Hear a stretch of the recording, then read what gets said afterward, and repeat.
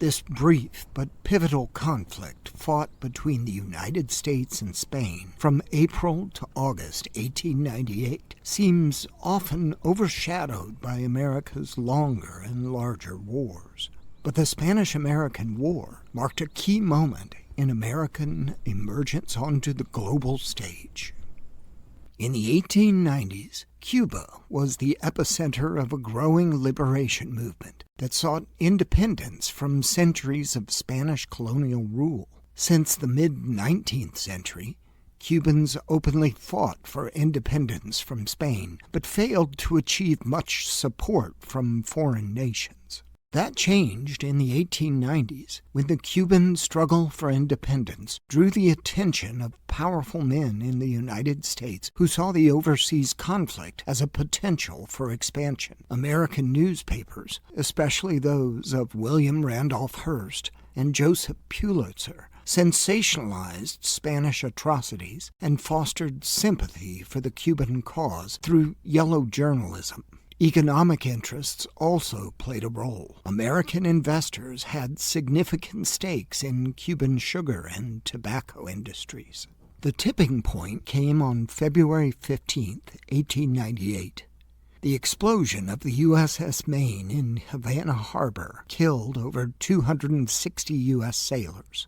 The event sent shockwaves through the American public. Sensationalist newspapers quickly blamed Spain, igniting outrage and a thirst for retribution. The rallying cry, "Remember the Maine, to hell with Spain," swept the nation, galvanizing public opinion and pushing the United States toward war. It became a powerful symbol of national pride, sacrifice, and the justification for intervention.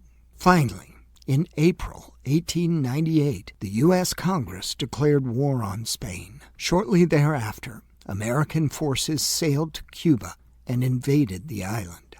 While the first battle and decisive American victory took place on May 1, 1898 at Manila Bay in the Philippines, and major combat took place in Puerto Rico and Guam, the Spanish-American War was primarily fought on the island of Cuba. Two of the most significant battles of the war took place near Santiago on July 1, 1898. Involved here were perhaps the best-known unit and military leader of the war, the Rough Riders, a volunteer cavalry led by future President Theodore Roosevelt.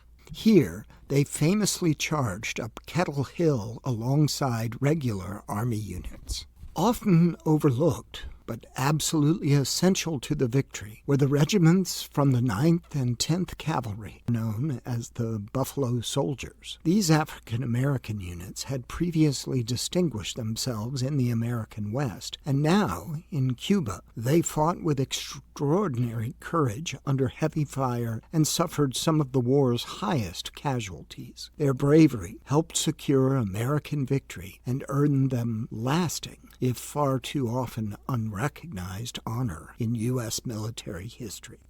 With quick and decisive victories over Spanish forces, the hostilities ended by August, only months after they began.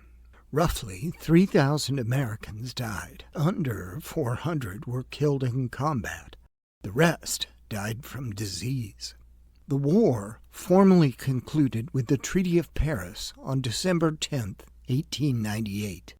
In the treaty, Spain ceded Puerto Rico, Guam, and the Philippines to the United States and relinquished all claims to Cuba. The United States became protectorate of Cuba. Although brief, the conflict signaled the emergence of the United States as a global power and marked a turning point in both American foreign policy and colonial history.